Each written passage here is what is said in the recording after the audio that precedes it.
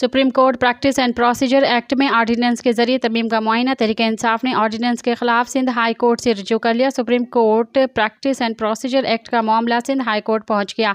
PTI की जानब से दरख्वास्त दायर कर दी गई। दरख्वास्त में वफाकी सेक्रेटरी काबीना और सेक्रेटरी पार्लिमानी उमूर को फरीक बनाया गया है। ज़रूर पढ़ें।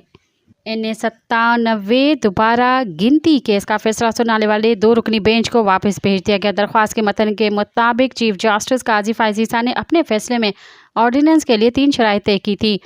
पार्लिमान की मौजूदगी के बावजूद ऑर्डीनेंस लाया और गैर आइनी है। प्रैक्टिस एंड प्रोसीजर से मुतल्लिक़ फैसले में चीफ जस्टिस ने कमेटी के क़याम की तायद की थी।